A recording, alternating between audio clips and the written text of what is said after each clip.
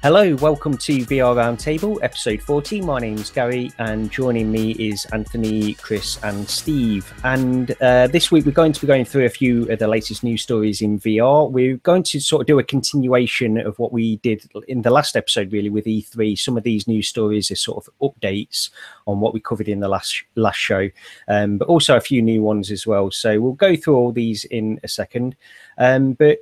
Steve, we'll go over to you first. Have you got anything you want to talk about first? I just got through right before we hopped on to record this. I watched the movie Life, which is, we always seem to talk about space and alien type movies, and it was pretty good. It has Ryan Reynolds and Jake Gyllenhaal, and it's a relatively new movie. Again, I don't watch much in the theaters. I watch at home, and it's kind of, it didn't set any most amazing thing ever type movies, but, a good solid B effort. And it was enjoyable. I liked it. It's worth watching. So is that on Blu-ray or? We watched it off of iTunes. What's the premise of that? I think I've heard of it, but it's okay, I'm talking like it's a game.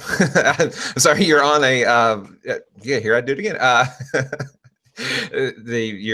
There's a crew out on the International Space Station, and they're recovering a sample from Mars, and that sample contains the first ever life outside of Earth, and then it evolves from there into a whole thing. I don't really want to say much more because it's technically spoiling it at that point. That sounds, but it deals with the first life found elsewhere. Yeah, that sounds like called Life. Yeah, I'm gonna have to look out for that one. I do like the sound of that one. When that movie first came out, I remember them saying that it is basically Aliens, but not done as well. But then, Gary, you saw Aliens and you were kind of disappointed. So maybe Life is actually better, Well, it depends. I mean, yeah, because if they're talking about Aliens, the actual movie Aliens, the second one, like back in the 80s, I think that's a great film. So I don't know if we're talking about that or the one that I went to see. I'm still a little bit disappointed with that. Now you bring it up. I need to probably have another watch of that and just see if it sticks to me a little bit more. But yeah. Chris, how are you this week? I'm good. I'm tired as always. Things are busy. Things are moving. We're moving up to my apartment this weekend, so hopefully next episode I'll be there. It's been fun. Been working on making my car self-driving this week, so a lot of weird things going on. That is madness because Chris actually brought this up just before we started the show that he made his car self-driving as if it was almost nothing. But I'll have to check that out. Is there something on your channel, did you say, on Virtually Chris? Yeah, I uploaded the first episode of like a mini series I'm gonna do on that, so it's pretty fun. Yeah, we'll have to check that out. Okay, Anthony, how are you this week? Oh, I'm good. Sacramento is like crazy hot. Today is supposed to be a new record high, 110 degrees, I believe. And luckily for us here, though, it's very dry heat, so humidity is the one thing I can't deal with. Like I remember when I went to Hawaii. And when you land in Hawaii, how like when you land the plane and then they have the thing that connects to the plane, to the door where you start walking off the plane and you're just in this like connector thing before you even get into the airport terminal. And I remember the second I stepped off the plane into that thing, I just felt the humidity and you're like sweating all the time. And it took me like 2 to 3 days to get used to that. Sacramento is a dry heat, so it's like a desert type of thing. So it's better from that standpoint, but still 110 is a nightmare any way you slice it.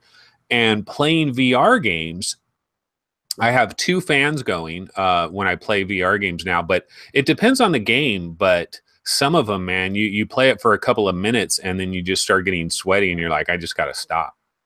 So yeah, it's hot over here today. I mean, we were just talking about this before we started the show as well. It's 28 degrees C over here, which actually translates to around 82, 83 degrees Fahrenheit, which is nothing. I was really, really disappointed, actually. It was translated to almost nothing over there. But yeah, so Americans always have to do bigger and better, don't they? It's always that, isn't it? But anyway, let's get on to the news stories this week. So yeah, like I say, we're going to be going through some updates from E3 and a few new ones as well. But the first one I wanted to get into is it's probably the most obvious one. It's the Fallout 4 VR, Doom VFR, and Skyrim VR updates as well, because we've seen from a few people that were at E3 some hands-on impressions of these games. So what we've heard now is that Fallout 4 has some teleportation locomotion as well as sort of free movement. So that's sort of good news for people who want options. We all want options in these games where you can have a variety of locomotion. But we're also hearing reports from Fallout that from the hands-on on Fallout that the controls can be a little bit cumbersome as well, because there's so many controls that go into operating that game. There's so many little things, and it can be a little bit complicated. So hopefully they'll refine that before this release. And Doom VFR as well, with the hands-on, we've learned that it's teleport only at the moment, but they're doing something with some kind of dash mechanic, dash strafe, where you can move around and circle the enemies in a similar way as you can on the monitor game. So they seem to be doing various things. But one thing I do want to mention before I pass it over to the others is Tested. I'm sure people have seen sort of and heard the Tested podcast, but Jeremy at Tested actually tried all three of these games. He tried Fallout 4 VR, Doom VFR, and Skyrim, and he was saying that the scale in Fallout 4 and especially Skyrim seems a little bit off to him, and also certain aspects of the depth of the world seems a little bit wrong. It's almost as if things in the distance are just small. They don't feel like they are actually in the distance. They just feel like they're miniaturized, and then as you get close they gain some depth then.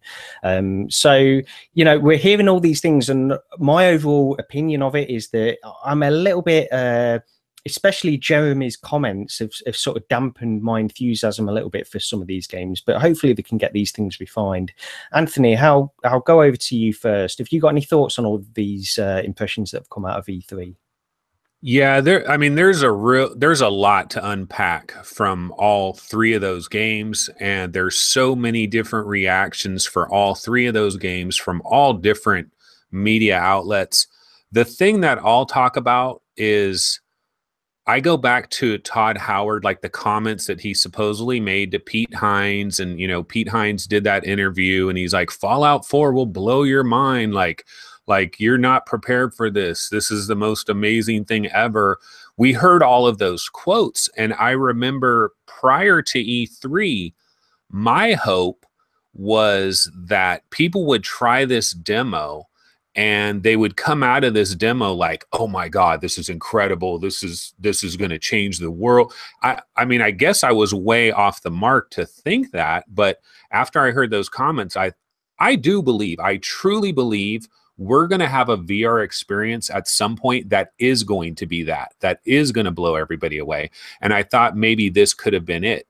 Now, for me, the biggest reality that I'm encountering with this thing is that was not the reaction. There's a handful of people that are really excited about it, but nobody came out of it, as far as I know, no one came out of it like ranting and raving, like this is going to change the world. This is incredible. I can't believe it. This is just groundbreaking. Nobody had that attitude. So for me, I'm a little bit disappointed. I could go into all the other ones, but why don't we go ahead and pass it over to somebody else? And yeah. Chris, have you got anything that you wanted to say about these? I've just been kind of looking at what people have been saying, and they're kind of saying it's like how on Vorpex, if like the field of view is wrong and the depth settings are wrong. So I mean, hopefully this is an easy fix, but it sounds kind of, I don't know, it kind of hits me the wrong way that they didn't fix that for E3, like if it was that simple to change, like to make it look right. So hopefully maybe these are just remnants from when it was a monitor game and they had to do some size things to make it run better, but hopefully they can try to fix that up for the release. Yeah. Steve, how about you?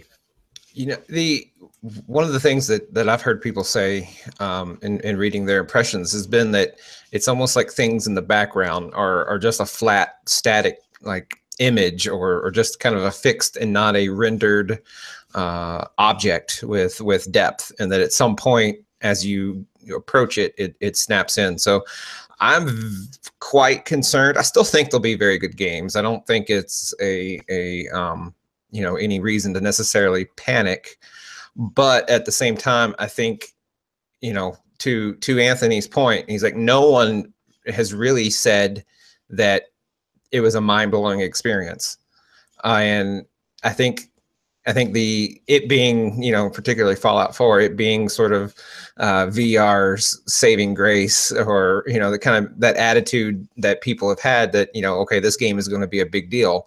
And I do think it will be a big deal, but I don't think it's necessarily going to make people run out in mass and convert to VR if it's bringing these problems or these issues in with it. And it just may have to. That may be how it's going to take to convert these games. I think one of the things that probably persuaded, I know myself, and I'm assuming a lot of people, is we've had the few games that have been modded, like of course Doom BFG, but even that ukulele mod that I tried, there were no depth perceptions. It was full legit experience in that sense from VR. And I think everyone just sort of assumed that Doom, or not Doom, but Fallout and Skyrim and everything would just translate the same way, like a mod, like a quick little checkbox mod, and it would make the stuff work. And it's a little disheartening to hear that maybe that's not the case, and the games are going to come with some compromises. But still, I still look forward to them. I'm sure I'm going to buy all three, no question, and spend time with them. But I'm a bit less enthusiastic than I was. Yeah, what worries me a little bit with this, all the impressions that are coming out, and even VR enthusiasts, they're not as enthusiastic as I expected them to be after having tried it. But there's still a little bit of time before their release. But what worries me that mostly is the fact that this is by Bethesda, a AAA studio.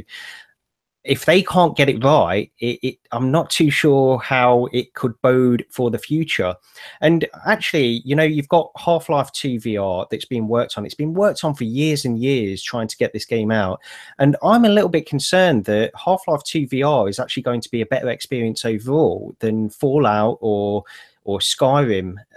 And because we need AAA developers to get into this kind of stuff, and I worry that if a team of modders can do a better job of converting the game than an actual AAA studio, it might, I don't know, it just gives an overall, just a bad perception of VR. I feel that almost like AAA developers are half-heartedly converting this. I think it needs to be good, really, and that's the difference. And part of this as well, Half-Life 2 VR is being converted by a group of VR enthusiasts. In their own time, they're not making any money from it at all. And Bethesda, although they're obviously enthusiastic about VR, whether the people actually working on the conversion are enthusiastic about VR is another story. So this could all translate to different experiences. So I'm very interested. We don't know how any of these experiences are going to work out. So time will tell, I guess, but it's just an interesting point. Hey, I wanted to comment on the scale issue that you talked about, because everything that I've heard regarding the scale problem, which I have heard it quite a bit, but everything that I heard, it was all Skyrim, not Fallout at all. And what I had heard was a lot of people assumed that the scale issue was because of PlayStation 4. You're trying to get it onto the OG PlayStation 4 and the PS4 Pro, and to do that, compromises were made, and that was this scale thing that people are talking about. But I never heard any talk of any scale issue in Fallout 4. Yeah, I think on that tested video, Jeremy very, very briefly mentioned scale in both Fallout 4 and Skyrim, but he concentrated, he said it's especially a problem in Skyrim. Now, I don't know, he didn't go into detail about the Fallout. I just noticed a little comment about that. So maybe it's nothing, but he did make a point of saying Skyrim. I heard commentary at what you say from Tested, Jeremy, or Gary. Sorry. God, I'm out of it today. But I heard someone else, more of a user, not a media outlet, that was posting his comments on Reddit. He said in Fallout that it had that to a degree, but that it also had the flat objects. And the best way I describe it, Anthony, because I know you've played it, at least this portion in Resident Evil 7 in the very beginning, before you get in the house, a lot of the bushes and trees are flat, just flat, like paper thin cardboard cutout objects. And they say a lot of things, a lot of the trees and stuff in Fallout were that way. So, I mean, I don't know, that person could have been blowing it out of proportion too. But point being is I've heard commentary, you know, about both games. And I'm sure it is worse on Skyrim because they're trying to get it to work on the OG PS4. But it also may, I have a feeling, and I don't truly know, but I have a feeling that it's also a function of the games. They're not recreating every asset from scratch naturally. And these games, when they were made, they were never thought to be utilized in the way that we're trying to utilize them now. Yeah, and there's still a few months before release, so they could still be working out a lot of these problems anyway. Why don't we go over to Anthony now? Have you got a news story that you want to mention? Yeah, well, I'll go ahead and bring up Microsoft. Microsoft has been very interesting of late when it comes to VR because there's been so many stories now, it's almost hard to keep track of it, but it seems like they make a comment in one interview that suggests, like they made some comments that made it sound almost like there's never going to be VR for Xbox One X. So you got Phil Spencer, but there was another guy, like some other guy that made a comment that was almost like, we're not doing VR on Xbox One X. And then there was I think this was on CNET. There was like a big report about it. And then they had to go get Phil Spencer. And then they did an update and they said, no, wait a minute. That's not exactly true. So we've had that, but there's been additional stuff. For example, Phil Spencer was on Giant Bomb. Giant Bomb all throughout the E3 week. They do these nightly shows where they bring all these people on. And just last night, I finally watched it. It was Jeff Gertzman sitting down with Phil Spencer and talking about a lot of stuff. But they eventually got to VR. And Phil Spencer, in this interview with Jeff Gertzman, said he was talking about VR on Xbox One X, and he was talking about the living room. He kept mentioning the living room scenario and bringing it to the living room, and it's not ready for the living room and things like that. And one of the things he said was, it's going to be several years before it's viable in the living room. And I don't know. I'm trying to interpret what he's saying by this, because like if I were to take him literally with what he said there, Scorpio, what happened to Scorpio? Well, Xbox One X, what happened to Xbox One X getting VR like November 2018? Because that's always been my theory is the reason why Microsoft doesn't want to talk a lot about this is they're not going to have a product for anybody for over a year. I mean, well over a year. So why get everybody's juices flowing when they don't have anything to sell? So I've always thought November 2018 is when we're going to get this, but he's talking about it's going to be several years. So wait a minute, like contradiction to a major degree. So kick it back. Why don't we go to Chris? Chris, have you heard any of this crazy Microsoft stuff? What do you think is going on here? I mean, it's a lot of mixed messages. It really is a lot of mixed messages. It's so confusing to me because when I think of an area I want to set up a VR system in, the living room is probably the first place I would go to. Like I wouldn't set it up in an office. Like I have to obviously now, but my living room has the most space in my house. I'm sure that's, why PSVR is doing so well, because there's already the room. Like Microsoft knows this. They've had the Kinect, and that's already enough space for doing VR. You know, they've been trying to sell Kinect for a while. So it's just so strange. And I guess it's just being a large company that things are going to get like mixed up, but they really need to maybe release an official statement. But I don't know. They're kind of all official statements. It's really confusing for sure. Yeah, Steve, what about you? Yeah, go ahead. I was just gonna say, kind of to piggyback off of what we said last week.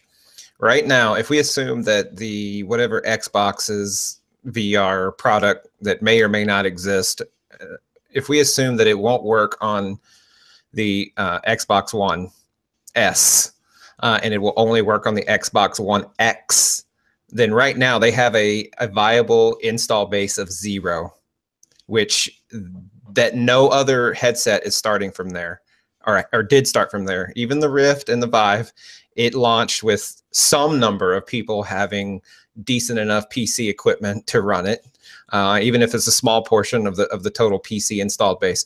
PS4 launched with, you know, at the time 40 million PS4s were in the wild, something like that, whatever it was. Right now, there's 0 Xbox consoles in the market that can run Xbox VR. Again, assuming it's not compatible with the original Xbox One. So what do? They can't. They've literally painted themselves in a corner. They can't. they're fumbling. I mean, it's very apparent that they're fumbling. I don't think they're going to be able to ignore the segment that long. I think they're going to have to come out and say something, or really risk getting behind in a technology. So it's really, I think they're just kind of pedaling around. They're trying to fumble. They're trying to say no comment, or we don't comment on rumors and speculation, without actually saying we don't comment on rumors and speculation. I think they don't know what to say, and it's unfortunate.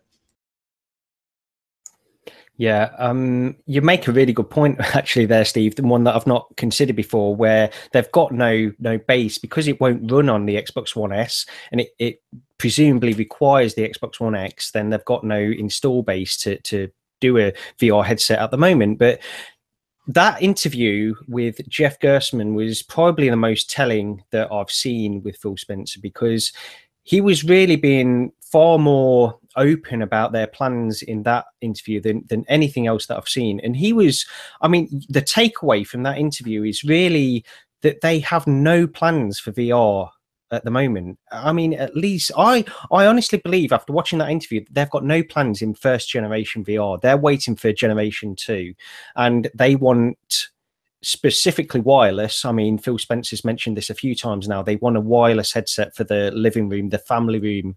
And this is something that I think will not come in 2018. I think it will be coming in the following year, and that's probably what they're aiming for. And they do need to get an install base of Xbox One X's out there. But yeah, it's a very interesting interview with Phil Spencer that Jeff Gerstmann did from a VR point of view. So it's definitely worth watching. But yeah, so why don't we pass it over to Steve now? Steve, what have you got this week?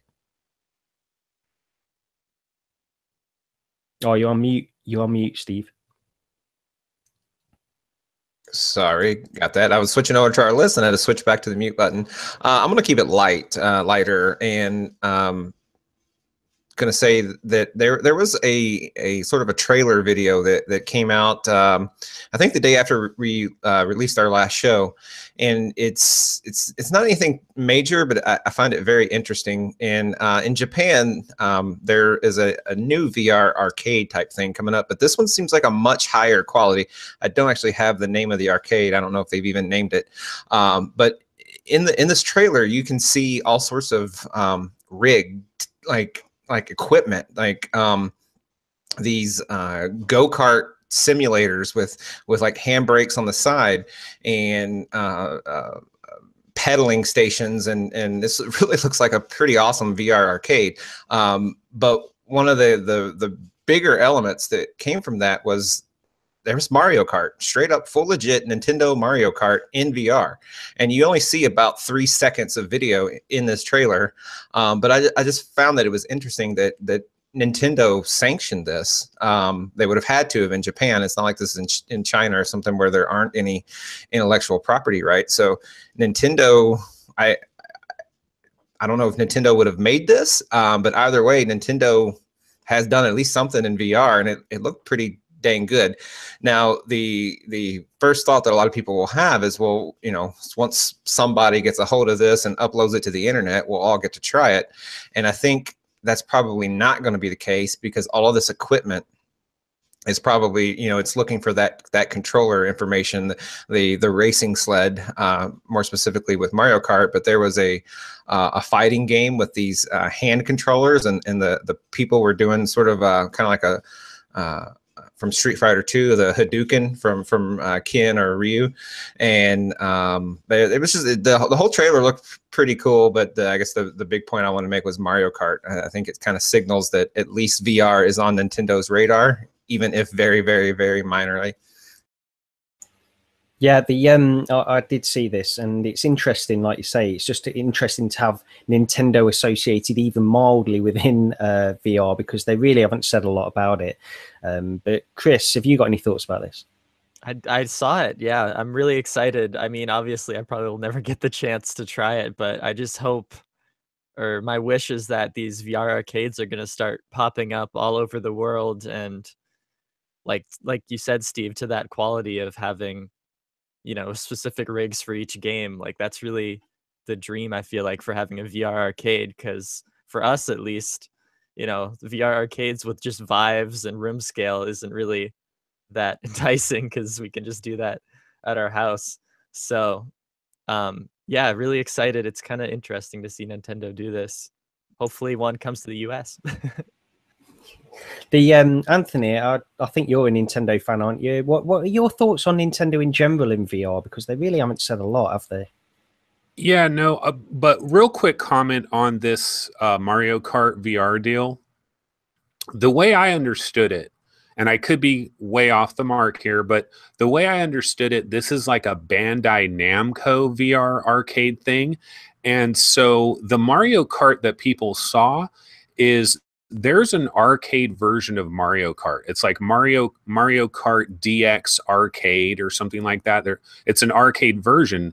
And the way I understood it is that Namco Bandai licensed the rights to that arcade version to convert it in VR. But if you actually contacted Nintendo directly and said, hey, Nintendo, are you aware that you have a VR game? They probably don't even know it.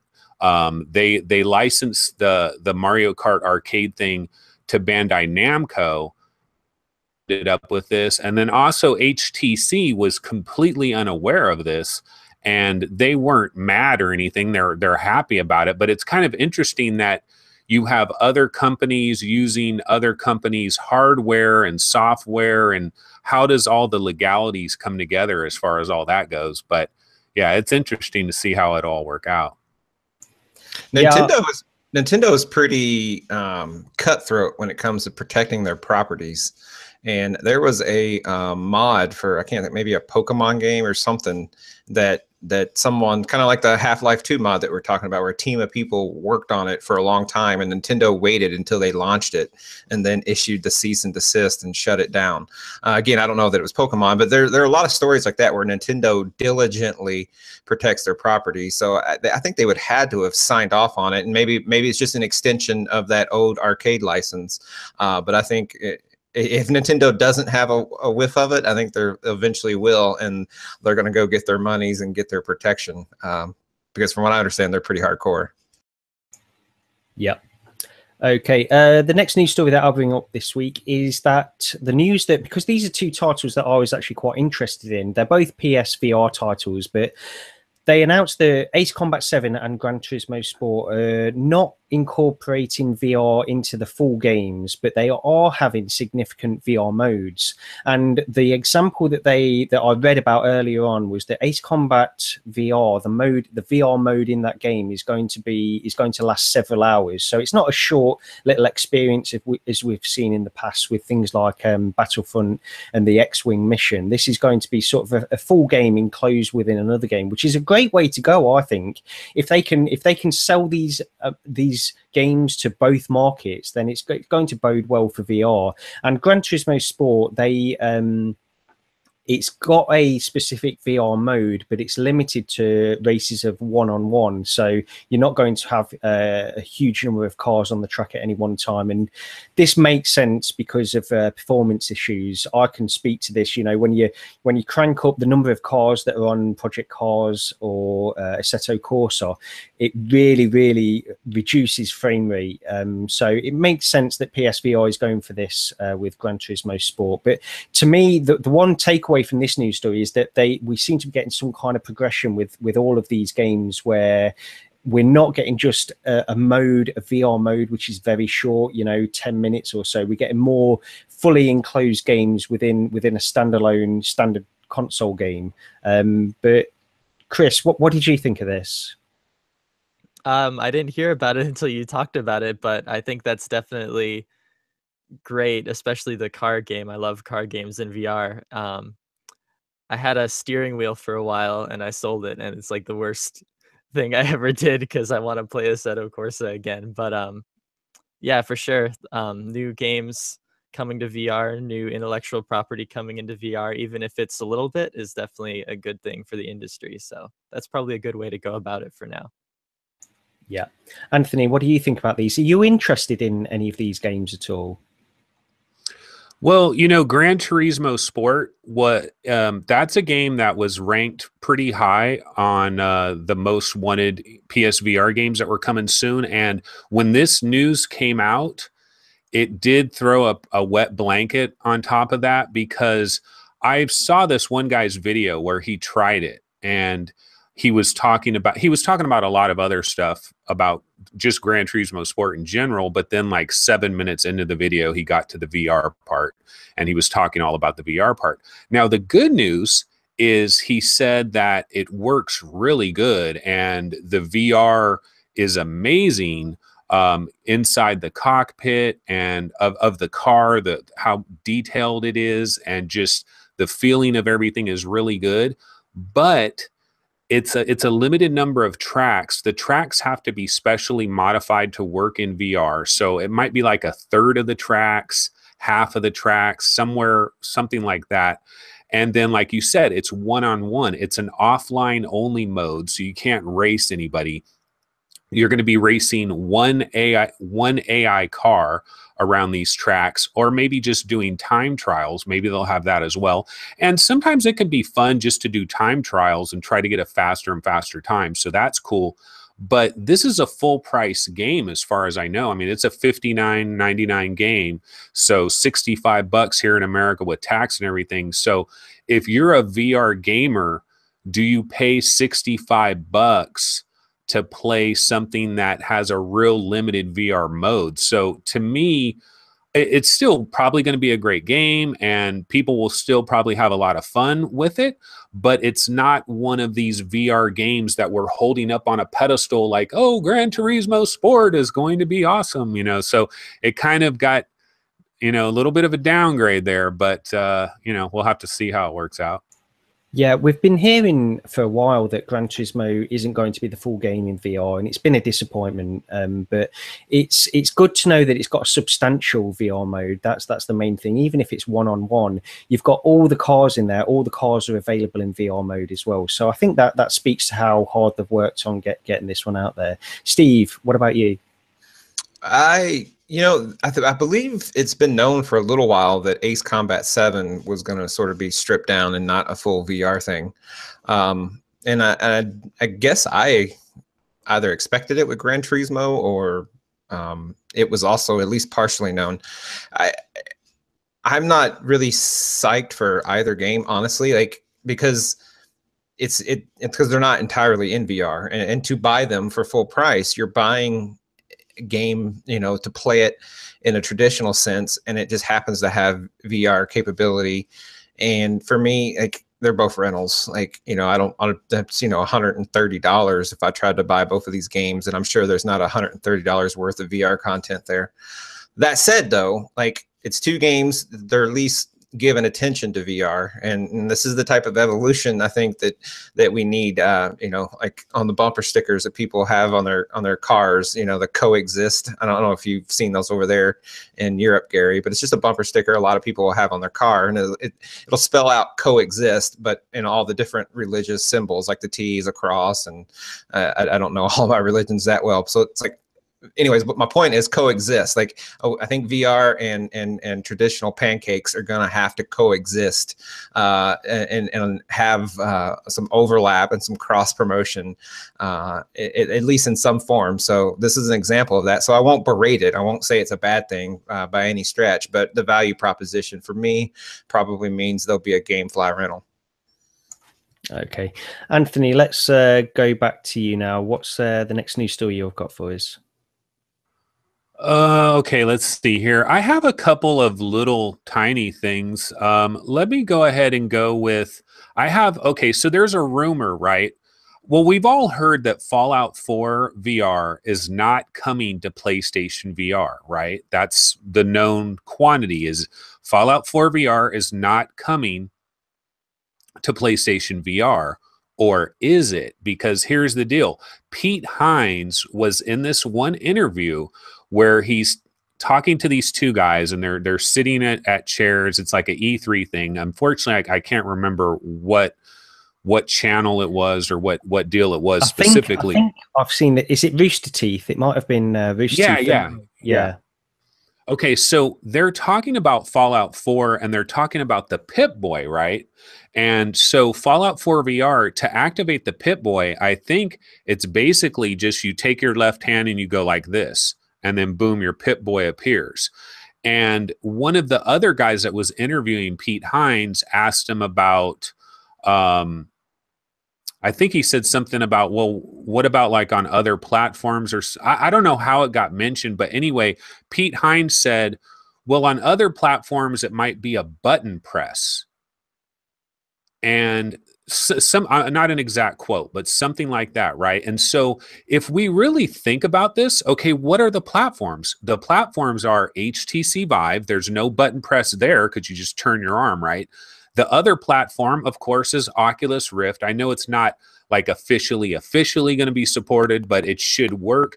And Oculus Rift has touch controllers, so you should just be able to turn your arm and it should work exactly the same. You shouldn't have to press a button. So what is he talking about pressing a button? So it's possible that this was maybe a minor little slip up from Pete Hines. I know it's complete speculation, but it is interesting that he said that, because I'm trying to think, what other format could he possibly be talking about? Because even if you go to like the Acer and Lenovo, the Windows mixed reality, because that stuff is coming later this year, Fallout 4, maybe VR could work on those. But again, they have wireless controllers that are tracked with all those little lights around them. So you would think you just turn the arm, there would be no need to hit a button. So let's send it over to Steve. Steve, Bethesda had made a comment last week, a couple days after their, maybe the following day, something, and I'm going to paraphrase it because I wasn't prepared and I don't have it in front of me, but they said something along the lines of, we look forward to bringing all of our games to every platform, or it was something like that. And people had taken that also as a sort of a quasi subtle confirmation that Fallout 4 was going to come to PlayStation VR. To more specifically to your point and talking about buttons, the Rift comes with an Xbox One gamepad, and I think a company Bethesda's size, they are probably very, or at least reasonably sensitive to different diversity and inclusion elements, which include people that are possibly disabled, and they may just have a gamepad mode in this game. So yeah, it is a tracked motion controller game, but they may not want to exclude someone who doesn't have full motion capabilities of their whole arm or something, and give them a way to play the game with you know, a traditional gamepad.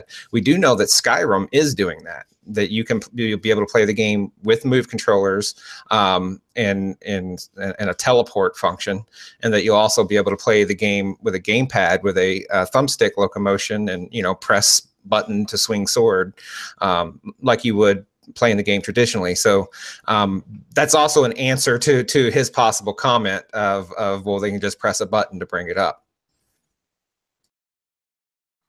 Yeah, but another little news side note is, I know we were kind of talking about some of the negativity with Skyrim and Fallout not being maybe as great as we were hoping they would be, but we didn't really talk too much about Doom VFR.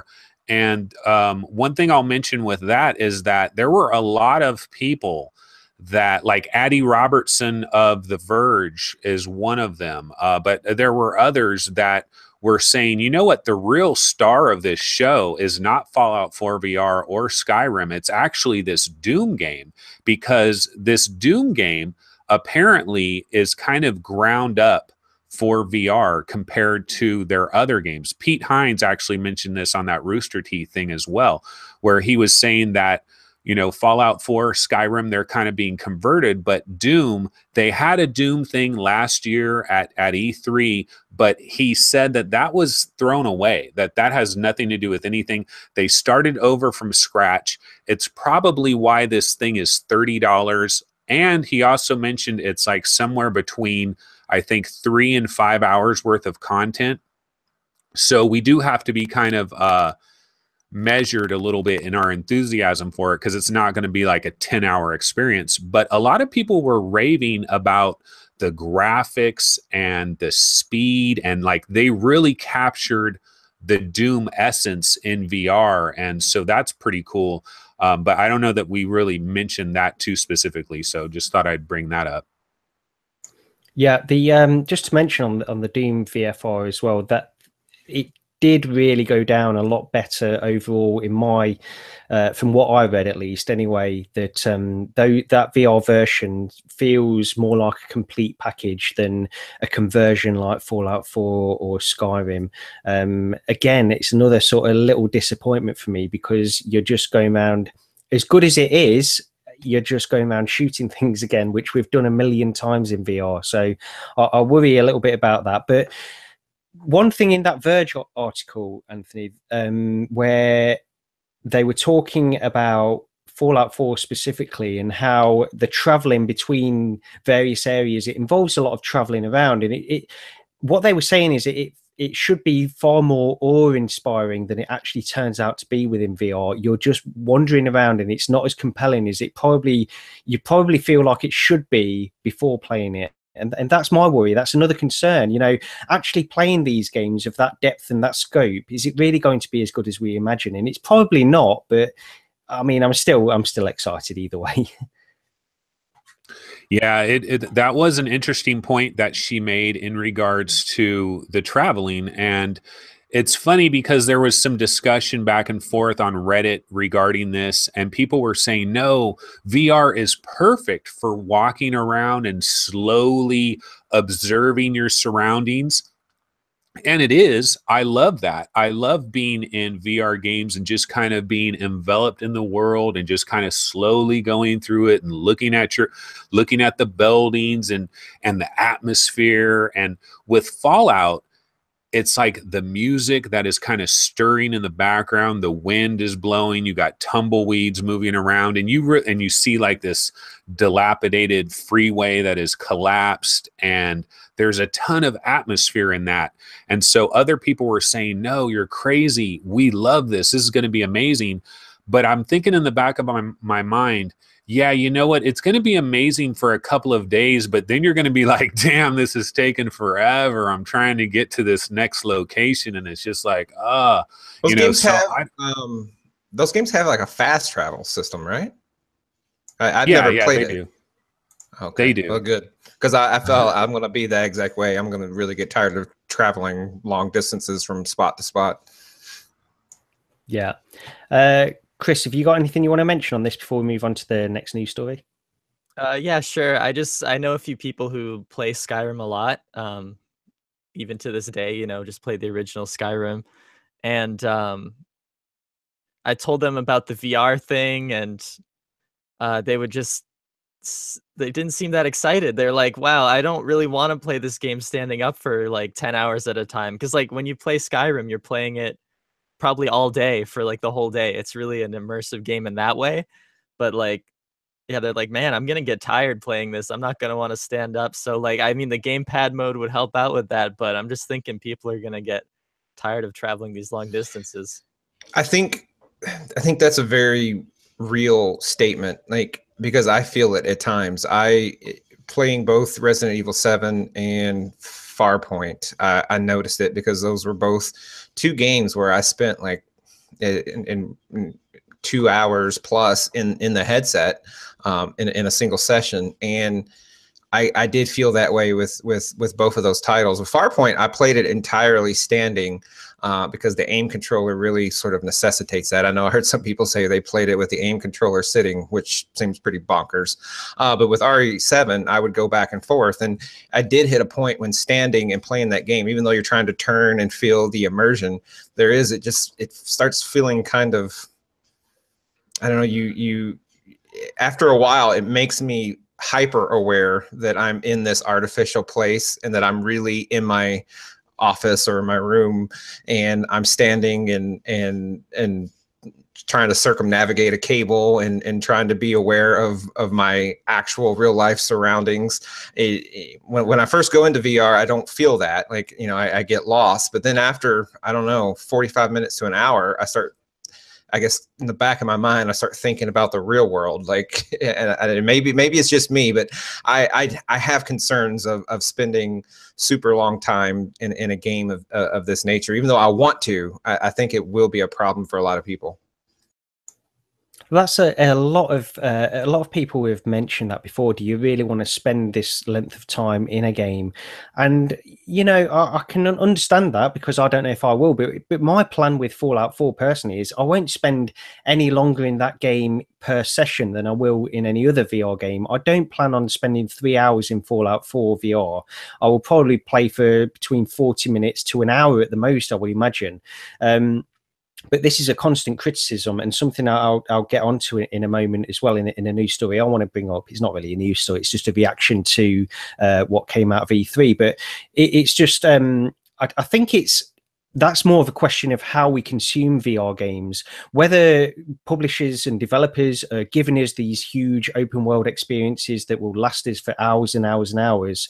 I don't see that necessarily as being a problem. It's more how you sort of consume that experience yourself. But yeah, I mean, it's a criticism I hear constantly, especially on various podcasts, mainstream games media podcasts. They'll say, I don't know if I want to spend that length of time in a VR game. Well, that's fine. You don't need to do that in one go.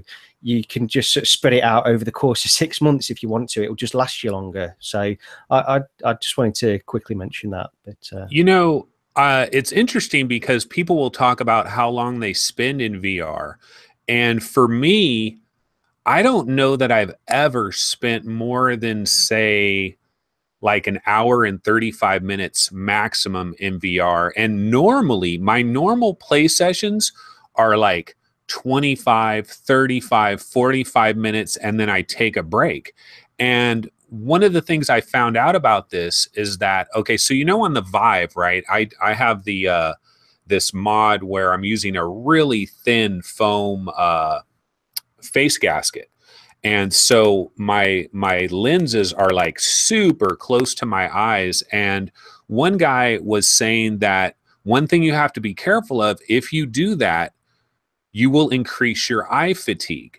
And you will increase like this draininess that you feel, because VR, I'll be completely honest, I'm a VR evangelist. I love VR. I'm like all in on VR, but I normally only play 25, 35 minutes. And the reason is because you pull off the headset and it's almost like, like you've been through an ordeal. Like you have to kind of decompress and like you're, and And I think part of this is the first wave of these VR headsets, the resolution, the field of view. There's a lot of things, the weight of it, getting sweaty, hot, all these kinds of things. So I think part of this problem is that there's crazy people out there that are playing games for like 5 hours in a row in VR. I don't know how the hell they're doing it.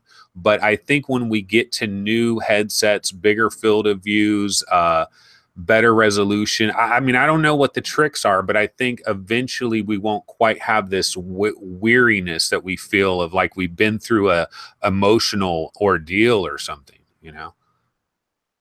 Yeah. Yeah. Okay, Steve, have you got our next news story?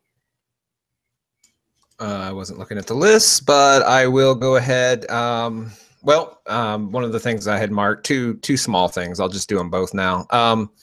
First is Oculus. God, I can't talk today. Oculus has implemented a refund policy.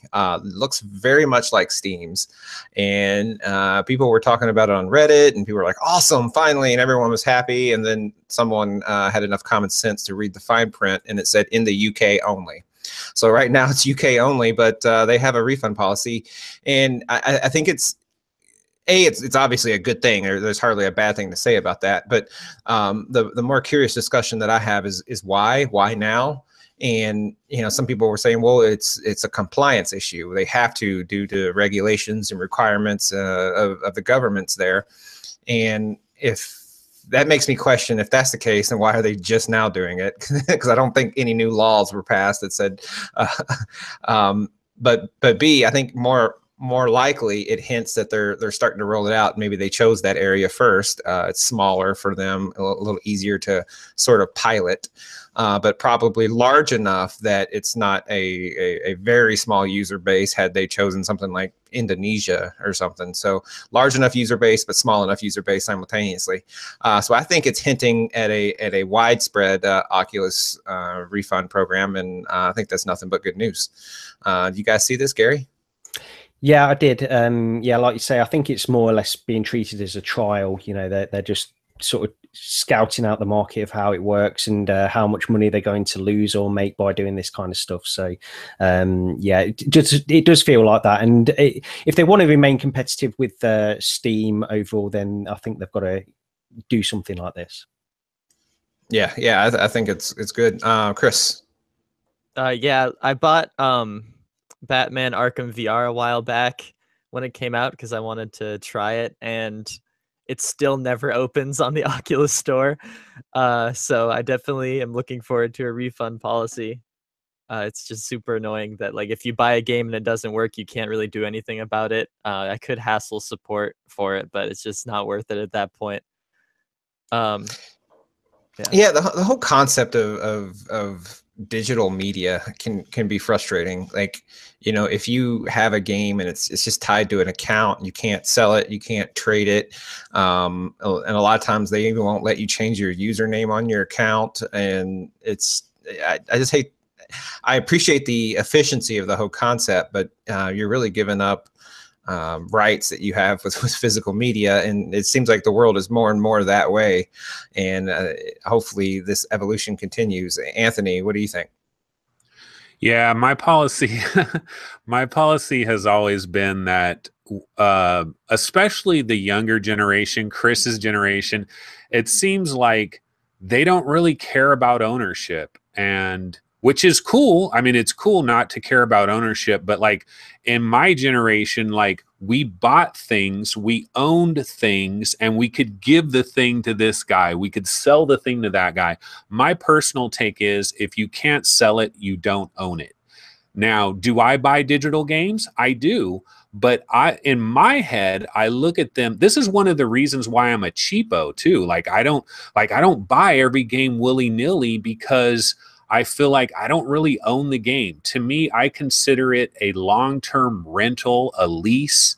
And so when the games get down to a certain low enough price where I feel it's almost disposable, and that could take us to our next story too, which is we have a sale going on. Steve could get into that in a second. But when games get low enough, then I feel like, okay, well, I don't really own it. I mean, there's people out there, they have these huge libraries of digital games, and they really think they own all of those games. You're kidding yourself. You don't own them. You have very limited rights to use them under very certain circumstances. But in regards to the return thing, I really feel like every digital game should have this policy. Now, I will concede this. You can make it where we only get 20 minutes. And if you pass the 20-minute mark, no refund, done. That's it. You could set some arbitrary mark, either like a percentage of the game or like a certain time frame, and maybe set it super short so that it's still kind of painful for the consumer. But at least if somebody were to fire up a game and they spend 10 minutes in the game and they realize that certain things are going on in the game that just doesn't work with them for whatever reason, they, within 10, 15 minutes sometimes. Now, sometimes you don't know until 2 hours later or whatever, but you have to give and take a little bit. There has to be a compromise. And the publishers and the developers, they don't want people, see, the thing that they worry about too is people will use this as a rental policy. I know tons of people on Steam that they buy everything and they return 80% of it and only keep 20% of it, and they use it like a trial thing, and they feel like that's perfectly okay. I personally feel like that's not okay. Like you're kind of screwing with the system there. But we got to figure this out. It'll be good for everybody in the end if we can figure this out. And I really believe that there should be some like universal return policy, even for non-VR games. VR games are more important because of the nausea. But it should be across the board. Yeah, it seems like every other industry within digital content has sort of figured it out, at least in terms of consumer, from the consumer angle. Music, that was a thing. And then the late 90s, early 2000s, you had the whole Napster and Metallica getting all beside themselves. But now, most people are consuming their music via Pandora or iTunes Music or Spotify, and you just pay a monthly fee, and then you don't have to like worry about buying music, and you're renting it in that space, but it's an all-you-can-eat buffet that it doesn't bother me. And movies have gotten to that point to a degree. You can do a cheap rental, or a lot of people are doing Netflix, Hulu, HBO Go. And again, it's almost like an all-you-can-eat buffet, or it's an affordable rental. I don't know what we paid for that movie we rented earlier, $2, $3, $5, but it's much cheaper than going out and buying a Blu-ray for $25 or whatever people pay for it. So I think games certainly has a lot to catch up, and it's a different medium. But segueing, as you mentioned, into a semi-related subject, is Oculus just launched their Steam Summer Sale yesterday. For us, we're recording on Sunday. They launched it Saturday morning, and it looks to be a pretty good sale. I don't have their page up, but damn near everything is discounted, and a lot of their more notable games, if you didn't have a chance to go back and play them. Like for me personally, VR Sports Challenge was a game that I wanted to play, but I was very cautious of it at $30. And by the time that I got my Rift in Touch, they were no longer giving it away for free. So it's on sale for $10, and I think that's certainly a jumping in price. Now, one of the things they're doing that is very frustrating, and I can't stand sales that do this. So most games are marked down. However, there's a daily, like a super sale. I believe yesterday it was super hot. Today, I believe it is unspoken. So it's like it makes you want to wait. If there's a game like me personally, I'll just use my own anecdotes. I'm eyeballing Edge of Nowhere, and it's got a decent discount now. I think it's down $26 from $39, but I'm not going to buy it because I'm thinking it's going to be one of these daily sales where it may be $20 or something cheaper. And I think that's a completely stupid way of doing a sale. And I don't think Steam does that. I think they just, here's the seasonal sale, and these are the prices are going to be same throughout the whole sale duration. So they used to do that, I believe, but they stopped it for this very reason. Yeah, it's like counter. Like if they just threw up the price for Edge of Nowhere that it's going to be, assuming that Edge of Nowhere is going to be one of their daily deals, this thing's going to run until the first week of July, July 5th, I think. I would have just probably already bought it just because I don't want to be bothered with checking it every day or whatever. I just kind of want to go through the sale. Okay, I'm going to get these 4 games, buy them, and be done. Not keep coming to the store page every day and browsing, which is maybe what their objective is anyway. So, Chris, are you buying any of these? Have you seen the sale, or do you have all these games already? Being a longtime Rift owner. I have seen the sale. I mean, there's certain games like I have already, like the Unspoken or VR Sports Challenge, which I never opened because I just didn't think anyone played it ever. But what annoys me the most about these sales is Oculus does these bundles, which are like $70, come with 4 games. The summer sale one this year has The Climb, Landfall, Raw Data, and Edge of Nowhere. But if you already own one of these games, it doesn't discount the bundle price.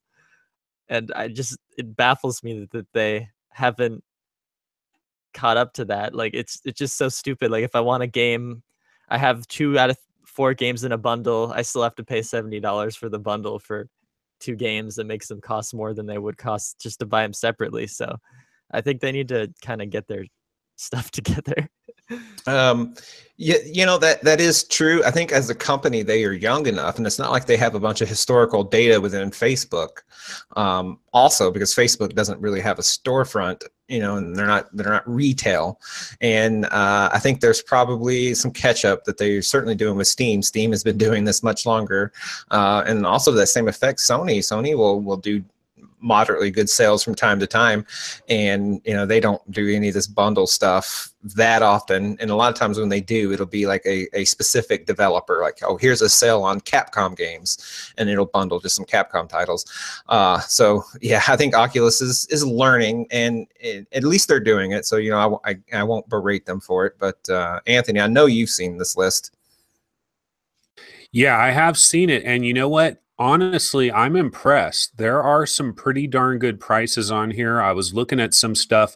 Games like Darknet, half off. It's $5. Let me see. Keep Talking, Nobody Explodes. Normally $15. Now it's $5. I was trying to see some of them that maybe kind of jumped out to me.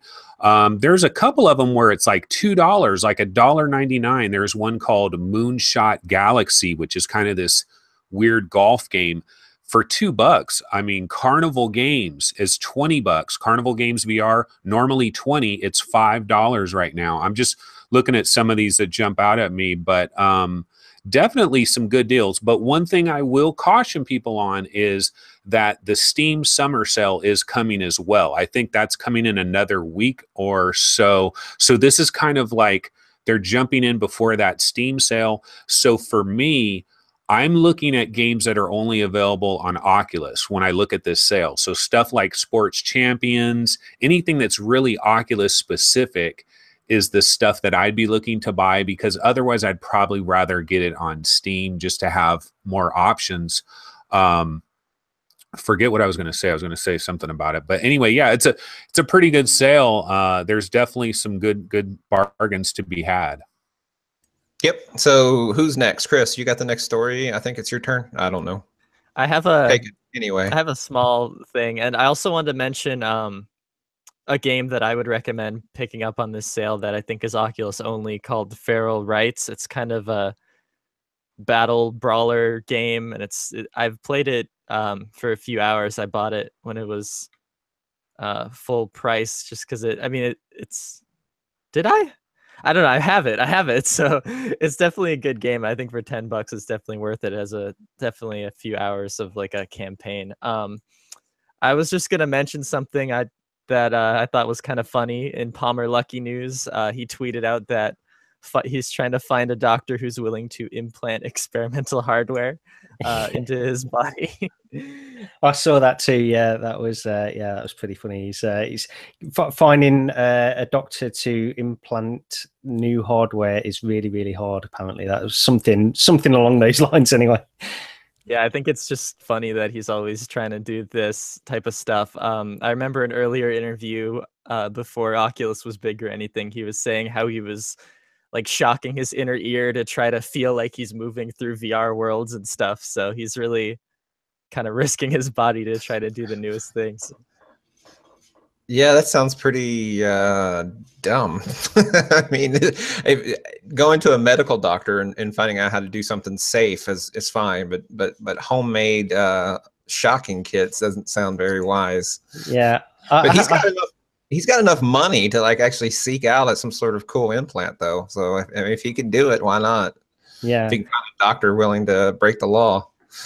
I have heard of that thing where they were trying to create some kind of hardware that could manipulate the inner ear to prevent motion sickness, or it was all to do with this motion sickness thing. So I did hear about that a while ago, but yeah, it seems taking it to extremes, really, that is.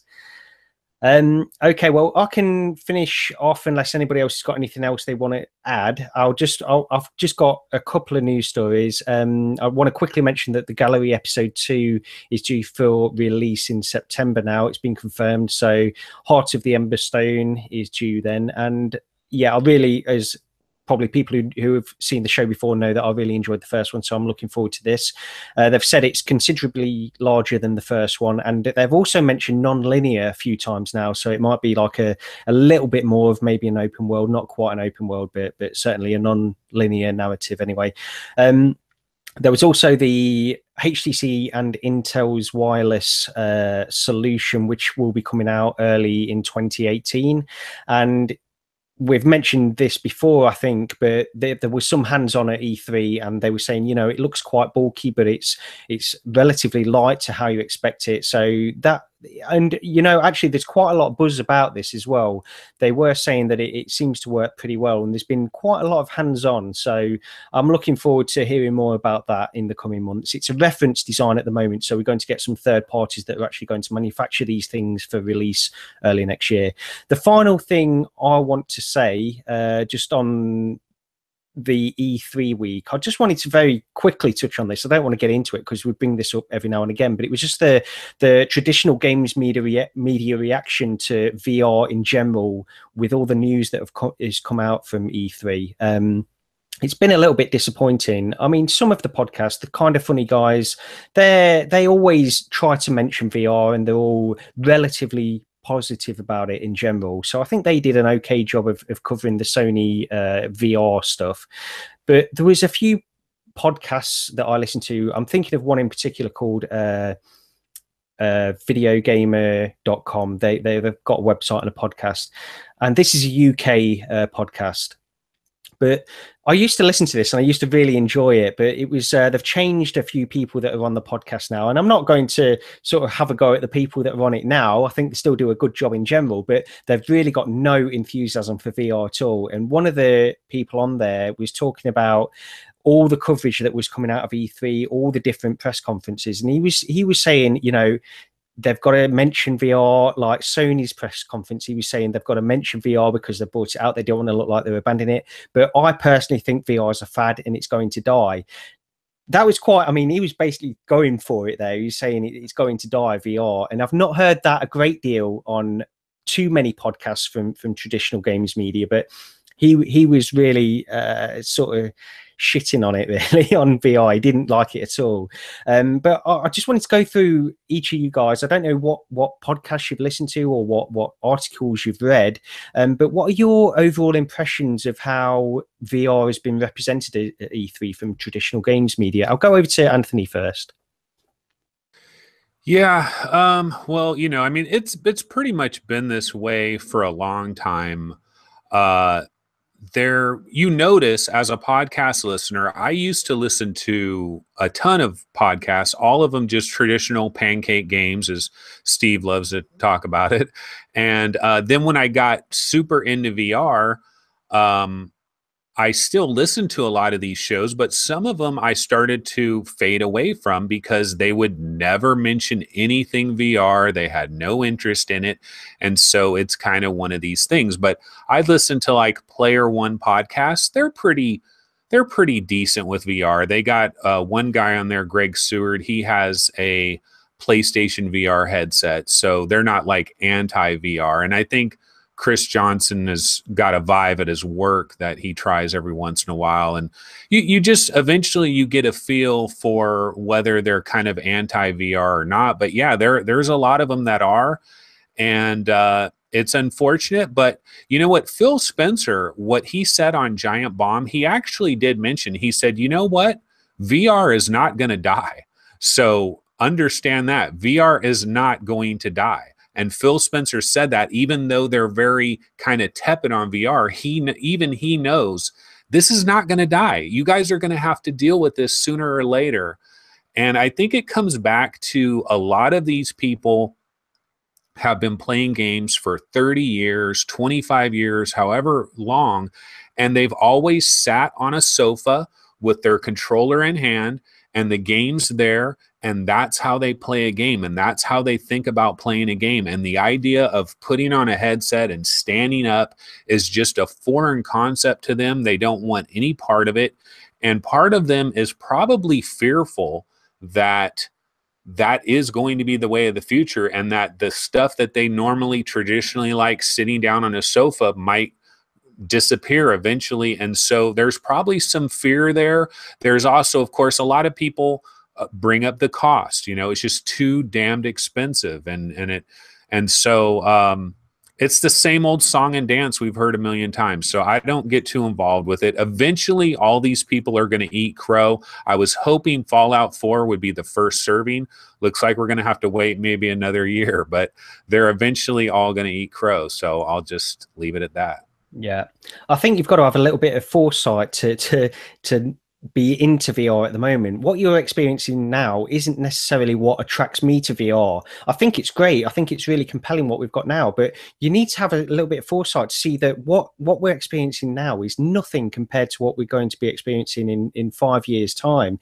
And some of these traditional games media, they're either ignoring that fact, or they're just incapable of seeing that, and they just want to stick to the way they've been doing things for a long time. They want, like you say, Anthony, they want to, maybe it's the fear of change that they're worried about more than anything. I don't know. I mean, I'm sort of reading probably far more into this than it warrants. But Chris, what did you think about this? Yeah, I don't really listen to too many podcasts other than our own podcast, which is the best in my opinion.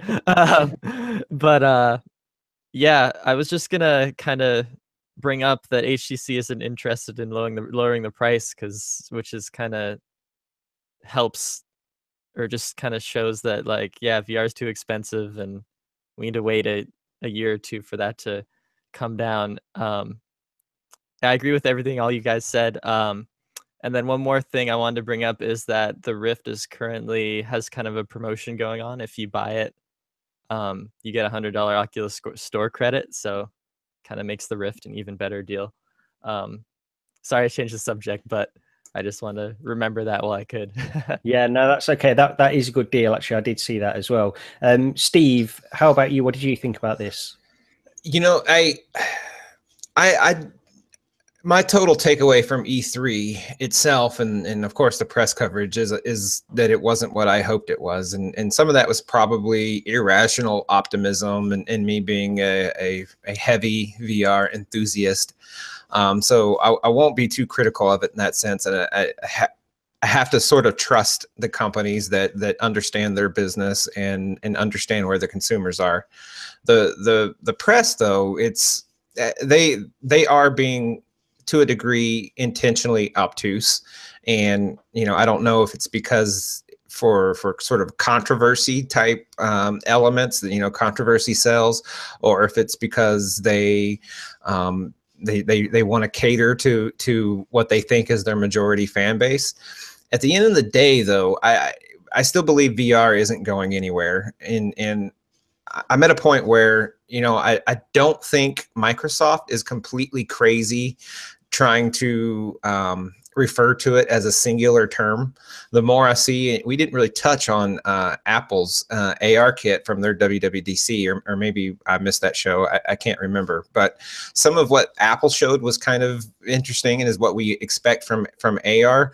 So as a whole, this is just new emerging technology. It's a virtual technology. It's a blending of real and virtual, and as a whole, that is 100% without question not going anywhere. What I think is a question of is, will VR become mainstream gaming? Will VR become the place where, you know, Call of Duty 37 shows up at? Will VR be the place where Uncharted 12 shows up at? And I'm not entirely sure. I think if I say, hey, that person is a gamer, you would probably interpret that as, okay, he's a person that plays PlayStation games or Xbox games, or maybe he's a PC gamer. But in a literal sense, it could be a person that walks around playing Pokemon Go, or is a mobile gamer. Like my kids, my son in particular, he plays lots of games, but the most that he plays is mobile on an iPad. So if you look at that existing dichotomy between traditional gaming and mobile gaming, they kind of live side by side. And I think now my opinion has changed a little bit, and I think VR gaming will kind of live side by side, and that's okay. I just the media has not done a good job of, like you say, Gary, recognizing that, or even treating that as a viable thing. It's like they've created this conflict that isn't really there. Well, VR can't take over mainstream gaming because of, you know, you got to wear a headset and headsets get foggy, or you can't see your dog and you're going to trip over your dog. Like, okay, it doesn't mean it has to take it over. So really, that's my long-winded rant. And Chris, you brought up the Vive thing. Like, I'm sort of pissed at HTC for their attitude towards the Vive price. Like, I think they're ultra not competitive at this standpoint. And you know, and meanwhile, Oculus, of course, lowered their price, while at the same time their latest update has released mixed reality with a third controller. Like that's the continual value proposition. I play my Vive less now, and one of the big contributing reasons I'm afraid of wearing out a controller and being out $130 if I have to replace it. For $100, I can get 2 new Oculus controllers and a 4th sensor. Right out of the gate, I can do mixed reality from 2 other angles. You know, I don't have a big enough green screen, but I could do that and have a 4. So the long-term value proposition is sort of like compound interest, and HTC is planting their feet in the ground, and I'm not sure why that is. So I hope well, I think they'll be forced to respond when an LG headset or when somebody else comes to the market, maybe the Windows headsets. I think they'll be forced to respond. But so I've probably talked for 20 minutes now. Sorry. I was just going to say that the comment that HTC made, like the first thing I immediately thought of is, why would they? They're going to wait for LG. LG is going to force the issue. If LG is coming this November, we got to remember, you know, one thing that we haven't mentioned, I don't believe, unless I missed the episode, is the lighthouses. We're going to have new lighthouses, and they're not compatible with our Vive headsets. And so I believe this November, Valve is going to have these new lighthouses available that they're forward compatible, or, well, basically they will not work. The sensors that are on the current Vive will not work with these lighthouses. So if they're supposedly coming out with this November, well, there's got to be a headset that works with it, right? And so everybody's assuming it's going to be LG, or maybe does Valve have their own headset? But the bottom line is, HTC is the only way that you can get the headset that does the full room scale capability. They're the only game in town, and that is going to change in a couple of, 4 or 5 months. It's going to change. I disagree with that. There is not a single game that I've played that does not play fine on my Rift. I get the technical difference. The technical difference is there. The problem is there's no software that's forcing me to use my Vive. And that's where they're making a huge mistake, in my opinion. And again, I think when we talked about, or we broached this subject in the past, I said maybe Unseen Diplomacy is a game that I couldn't play. And I meant to go back and try it on the Rift, and I never have. But other than that game, there isn't, like, I can play Space Pirate Trainer and Audio Shield, and I can do all that perfectly fine with a 3-sensor setup on the Rift. No question. Like, it doesn't appear in the slightest way any different. the Rift does room scale now. It's just doesn't do it to the necessarily from the floor to ceiling, but that's fine because there's no software that needs you to be floor to ceiling. Yeah. I mean, I will say that at the moment, to my mind, the Rift is really, for a value proposition, as you say, Steve, I really do think that the Rift is the one to go for at the moment.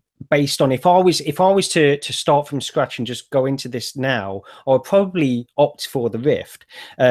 That's not to say that I'm extremely pleased I bought the Vive, but you know, as a value proposition at this exact moment in time, I think that's probably the better deal. And HTC doing refusing to lower the price, and you know, we don't know their margins on certain things as well, so it might just be the fact that they're not able to reduce the price of the Vive at the moment. I mean, it seems a little bit hard to believe, but if they're selling enough numbers, then that's all they want to do. They've got to remain competitive to a certain extent, but Valve are not dependent on HTC, so they're already looking at different opportunities. So it's purely on HTC's decision to do this. Valve sort of sitting pretty, really. Yeah, Valve is great. Like they're smart people.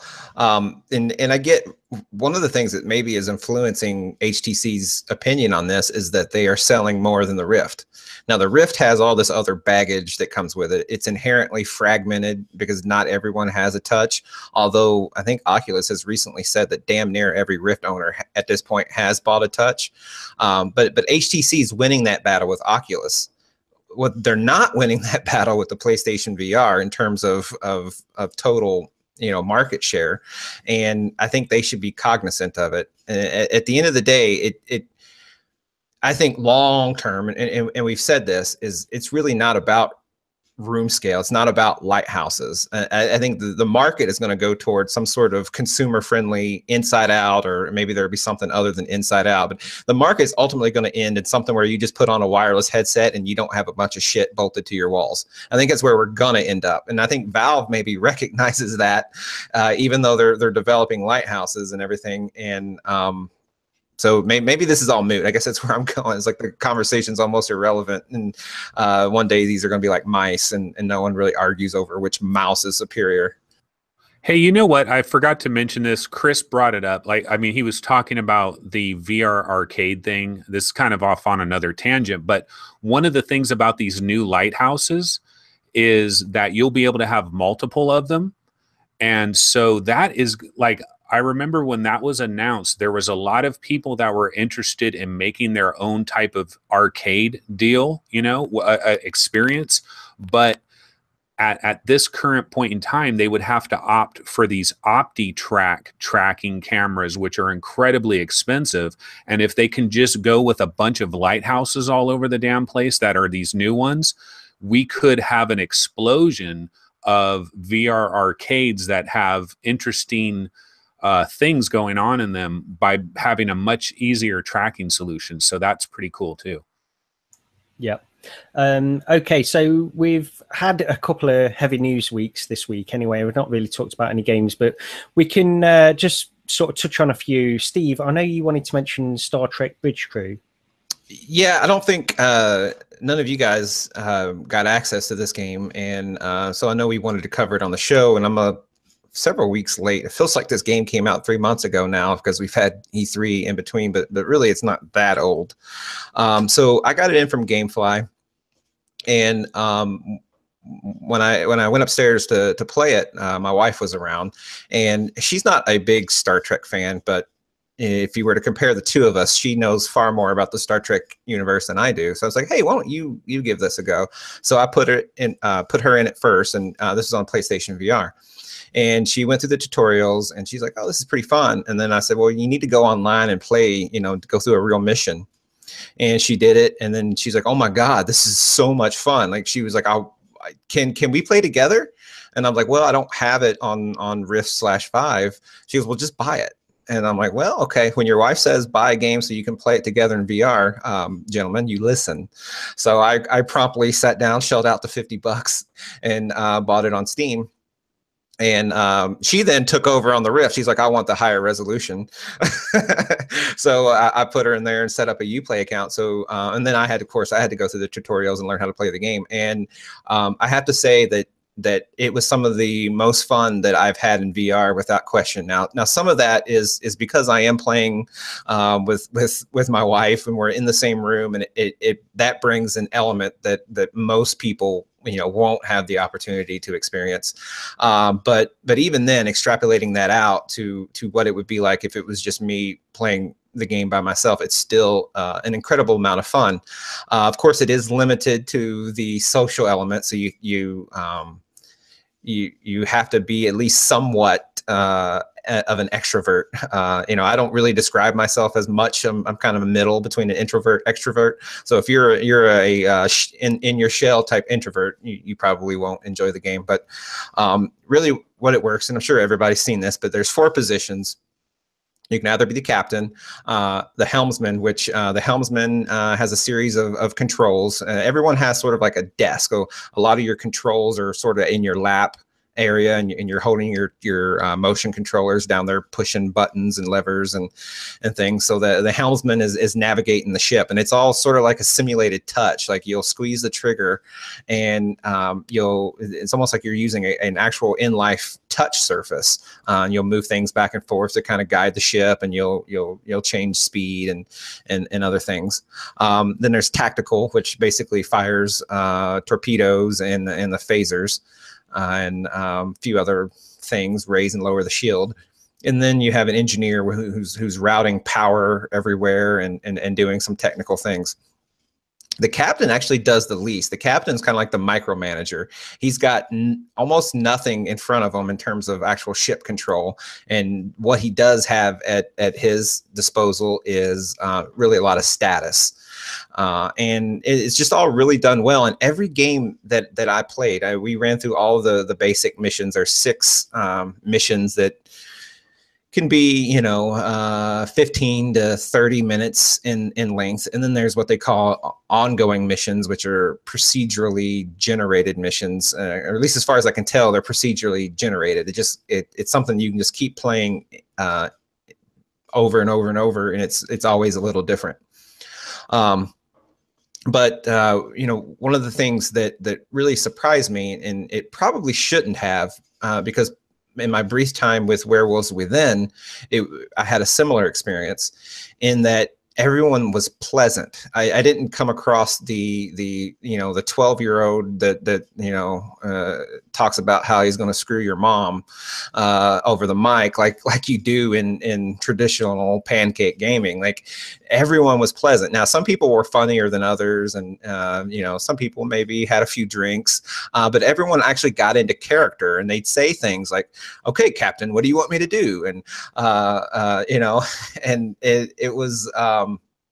It's really easy to get into your role. Like, I even found, even though, again, I was playing with my wife, like, I didn't say, "Hey, Natalia," I said, "Hey, engineer, go do this," or "Hey, helmsman, do this." And it was real easy to get into your role. And I thought it was a fantastic experience. And I certainly recommend it if you have a social bone of any way in your in your preference. But I will say talent is also a thing. Like, we played this one mission, we were paired up in a party, and we failed this mission 3 times straight. And then someone had to leave, and we got someone new, and this person was like, "Oh, okay, I'll be the captain." And this guy was like, he should like try out for the military. He was like, "Helmsman, go to coordinates 215," and like he was just given a bunch of one-word commands, and like it was almost silent. We're like, "Okay, on it. Okay, shields up." Like, it was a bunch of short little 2-word responses. And I mean, we blasted through the mission almost perfectly, knocked it out in like 9 minutes. And that's just how good this guy was as a captain. And that was also a very unique experience. So I really have a lot of good things to say as I've been rambling about this game, and I recommend it. There's not a lot bad, other than maybe some replayability at some point. It kind of, you can get good at all of the positions and learn all the levers. But that reminds me, I will say one more thing. So when you're playing the ongoing missions, which aren't the main story missions, you can choose the original Enterprise. When you're doing the main story missions, you have to use what's called the Aegis, which is, I guess it's modeled off of the modern movies since it's futuristic.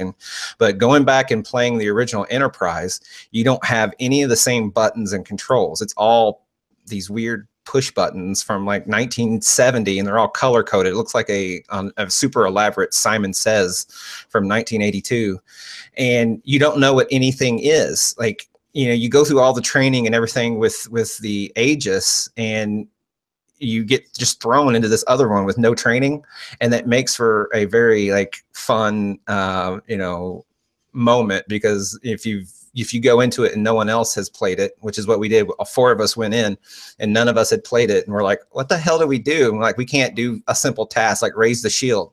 The captain will be sitting there and raise the shields, and people are like, I don't know how to do it, and like start firing torpedoes and doing all these other things. So that was just kind of it kind of felt like a Easter egg or a blooper reel, because like it was just complete and total disaster. We got blown up within a few minutes, and it was just funny. It was humor. So you guys should check it out if you get a chance.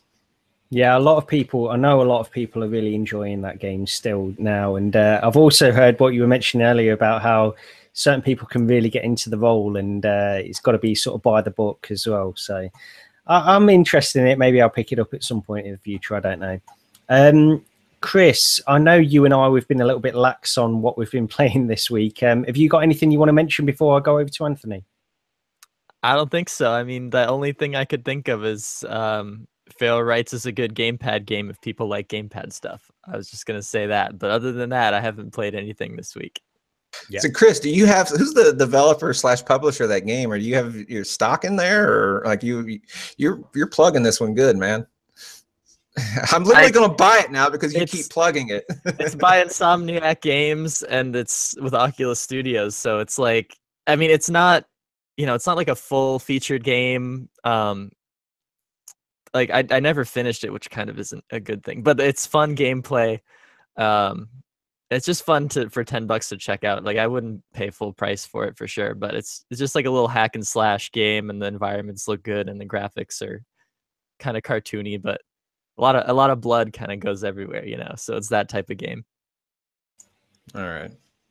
Okay, Anthony, why don't we pass it over to you to finish off this week? What have you been playing?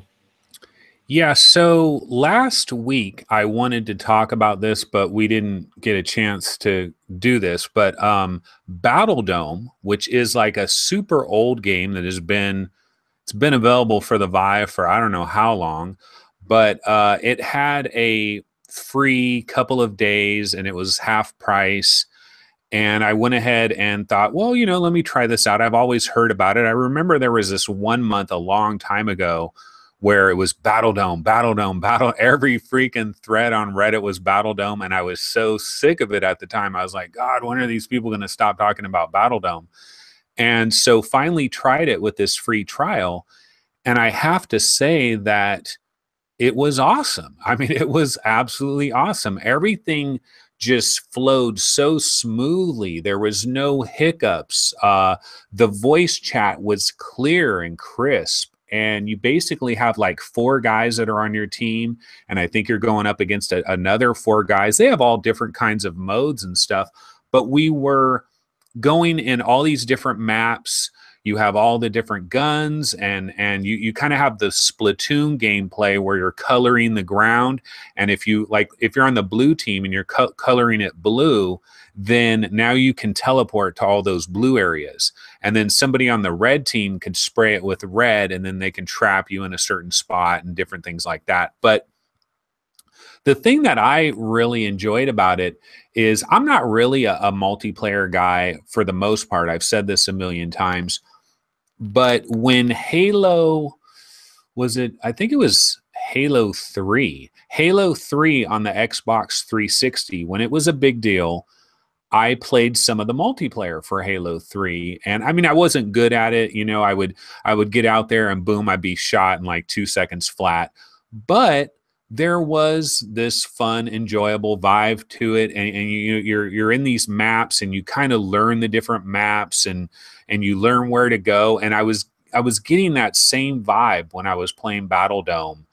And I just want to say it's a really cool game. I'm sure there's lots of other multiplayer. See, the thing about it, whoops, sorry about that. The thing about it is when it comes to these multiplayer games, I think you can play a good multiplayer game and you think it's the best game in the world, you know, and the reason why is because of the interactions you're having with everybody else. And it's like, you feel like this guy's right next to you. And it's kind of, it's a game changer, man. The social thing is going to be huge. It's going to get better and better. It's going to be crazy. And in a few years, you know, when they have like facial expressions and when you see even more of it, because right now, all you really see is people's guns. You see their like head area, and it's magical when it works right. It is truly magical. But I just really like Battle Dome, and hopefully because of that free weekend and it was half price, a lot of people have jumped on it. And on Reddit, I do see some more comments about it. And I'm sure there's so many other multiplayer experiences that are probably just as good. But I was really blown away by that. Yeah, I mean, multiplayer games, I'm not really a multiplayer guy either, but I have played a few. Onward is a notable one that I think about quite often, because the first time I played that, I was in there for 2 hours, which never happens to me in VR or any multiplayer game. But it's entirely dependent on the player base, both the kinds of people you're interacting with and also the number of players that are playing that game. So it's great when you get a good combination of those things, but it can all sort of ruin it if you don't get the right kind of people that you're playing with as well.